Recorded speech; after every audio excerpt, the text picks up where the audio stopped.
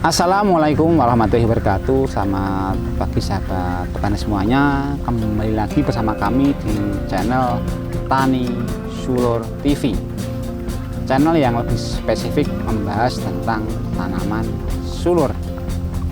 Pada kesempatan kali ini kita akan belajar bersama membahas berkaitan tentang hama dan penyakit tanaman pare di masa pertumbuhan atau vegetatif.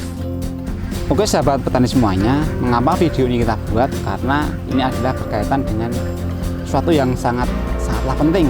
Karena apa? Ini berkaitan dengan hama dan penyakit. Untuk itu sebelum kita berbicara tentang perlakuannya, alangkah baiknya kita belajar bersama tentang memahami apa hal yang sering menyerang pada tanaman pare. Oke, kita lihat bersama di sini teman-teman semuanya. Alhamdulillah juga tanaman ini sudah tumbuh dengan bagus di sini, dan di sini bisa kita lihat teman-teman semuanya contoh-contoh serangan hama ataupun penyakit. Di sini bisa kita lihat di sini ada serangan jamur di sini teman-teman semuanya. Nah, bisa dilihat memang spora itu ini muncul di bawah daun dan berdampak terhadap daun yang hingga menyebabkan seperti ini. Pertama adalah ini.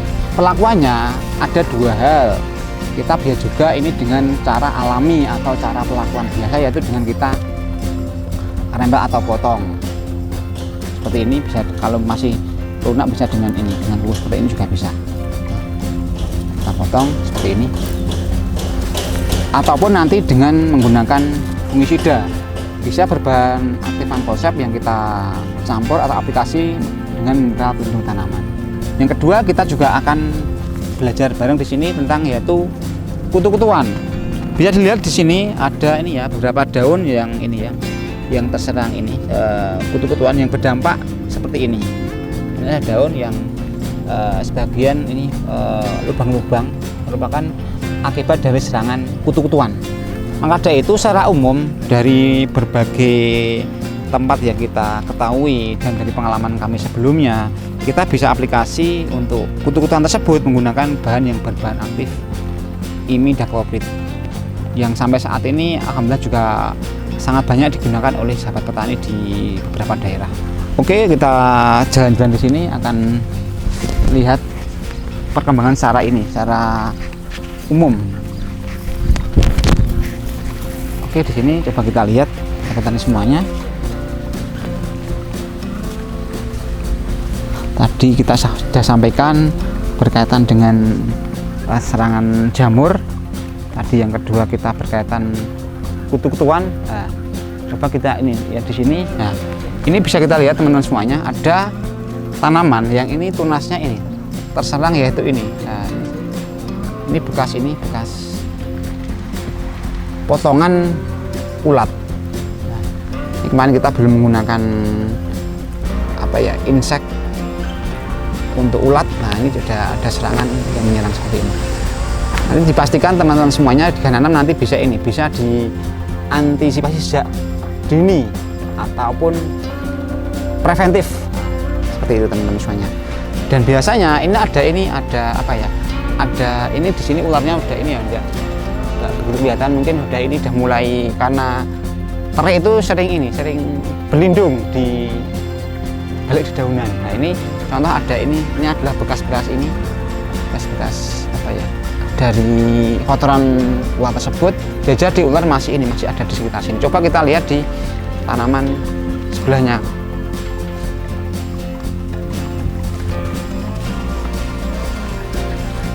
Oke, ini kita lihat coba, ini juga daunnya agak alhamdulillah ini ada ini teman-teman semuanya bisa dilihat untuk ulat di tanaman pare atau sulur itu seperti ini. Ulatnya hijau, warnanya itu hampir sama dengan daun. Maka itu kadang tidak begitu kelihatan di sini. Nah, yang dia juga ada membuat sarang-sarang gini yang kadang ini melipat daun serta ini memakan daun yang ada di tanaman juga. Ini nanti bila kita melihat seperti ini ya, untuk preventif ya kita bisa ambil aja untuk di ini. Seperti itu teman-teman semuanya. Ini gelas namanya cap jempol. Nah, ini obat paling mujarab ya, ini cap jempol. Oke sahabat petani semuanya, di sini juga tadi kita melihat ular di atas, di bawah juga masih ada ini, ada kotorannya. Nah ini juga tadi kotoran dari ular yang kita lakukan tadi. Nah, ini ada kotorannya. Dengan harapan memang kita sebagai petani juga bisa ini ya, memperlakukan OPT itu dengan berbagai hal. Ada perlakuan secara alamiah ataupun perlakuan manusia seperti tadi dipencet. Nah, kan tapi dikala banyak ularnya kita juga nanti waktunya juga jadi nggak efektif, maka itu bisa kita antisipasi dengan perlakuan yaitu pestisida. Untuk pestisida atau insektisida yang banyak digunakan untuk tanaman pare ataupun jenis yang lain di masa vegetatif, kita bisa menggunakan dengan berbahan aktif yang ringan dulu. Bisa menggunakan nanti yang berbahan aktif metomil, karena perlu kita ketahui metomil bisa dikatakan sudah mampu untuk level ular di tanaman sulur dan di masa-masa vegetatif seperti sekarang ini. Oke sahabat petani semuanya, kita sudah ini tadi melihat tanaman pare ini, dan kita tadi juga melihat serangan hama atau penyakit pada tanaman pare. Dan tadi kita sudah menyampaikan belajar bersama kita mengenali hama atau penyakit yang menyerang tanaman kita. Dan kita juga dalam berbudidaya tanaman, kita juga berupaya untuk bijak, yaitu kita mengenali dulu apa yang menyerang ke tanaman kita, baru kita melakukan perlakuan yang tepat agar bisa optimal untuk semuanya. 3 hal yang bisa kita sampaikan pada kesempatan ini adalah tadi berkaitan dengan serangan jamur. Tadi sudah kita sampaikan perlakuannya bisa manual, yaitu dengan dirempel pakai tangan ataupun pakai gunting. Yang selanjutnya nanti bisa dilanjut dengan menggunakan perlakuan fungisida agar nanti tidak menyebar ke daun selanjutnya. Untuk yang kedua berkaitan dengan serangan kutu-kutuan.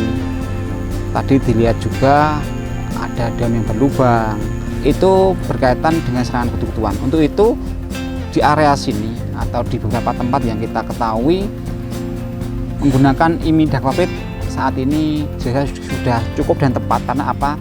Termasuk kutu-kutuan itu bisa ini ya, yang terbang ataupun yang menempel di daun itu bisa tertanggulangi dengan baik. Dan untuk yang ketiga berkaitan dengan serangan ulat. Tadi kita sudah melihat ulat yang menyerang tanaman. Sebagian tadi kita nggak melihat ulat secara langsung, tetapi kita bisa ciri-cirikan tadi ada kotoran ulat yang ada di daun atau di mulsa, yang itu bisa sebagai tanda bahwa ulat ada di area situ. Karena ulat itu juga tanaman pare lunak, itu dikala kita tidak antisipasi dengan cepat, jadi nanti memotong tanaman itu nanti mengganggu untuk pertumbuhan selanjutnya.